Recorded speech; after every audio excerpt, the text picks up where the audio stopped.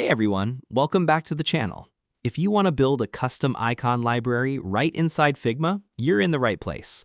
By the end of this tutorial, you'll know 3 easy methods to pull high-quality icons into your workflow, organize them properly, and turn them into a reusable library you can rely on across projects. Whether you're building your first app or just trying to speed things up, this approach will keep your icons clean, consistent, and easy to access. Let's jump right in. We're going to use 3 popular Figma plugins to source icons, which gives you flexibility in style and helps you find exactly what you need without wasting time. Each plugin has its own strengths, so combining them is actually a smart move rather than sticking to just one. First up is Font Awesome. Head down to the bottom center of your Figma interface and click on the Actions search bar. This is your shortcut to quickly finding plugins without digging through menus.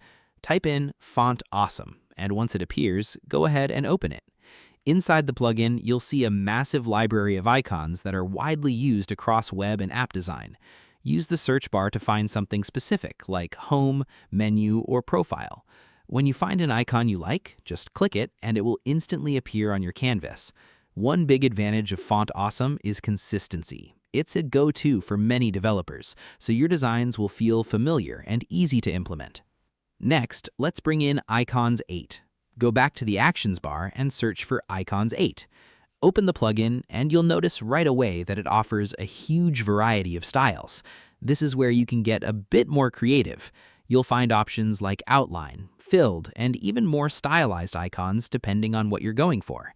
Search for something like Search, User, or Settings, and drop a few onto your canvas. If you're building a UI kit or a more visually expressive product, Icons 8 is great for adding personality while still keeping things polished.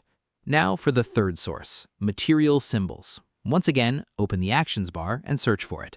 This library is especially useful if you're working on Android or Google-inspired designs, but honestly, the icons are clean and versatile enough for almost any project. Browse through, pick a few essentials like a gear icon, heart, or notification bell, and add them to your canvas.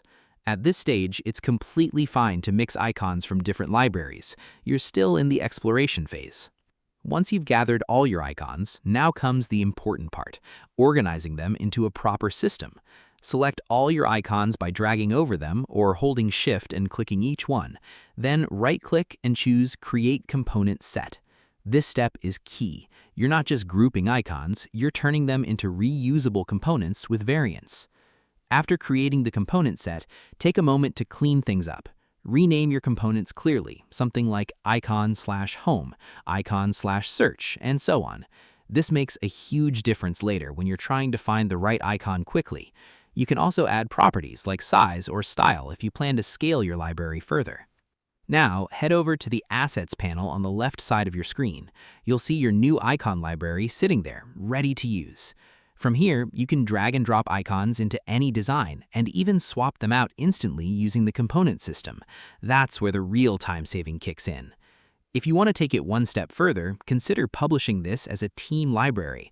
That way, anyone you're working with can access the same icons, keeping everything consistent across designs. This is especially helpful for larger projects or teams where multiple people are contributing. And that's it. With just a few plugins and a bit of organization, you've created a flexible, reusable icon library right inside Figma. It's a small setup that makes a big difference in your workflow.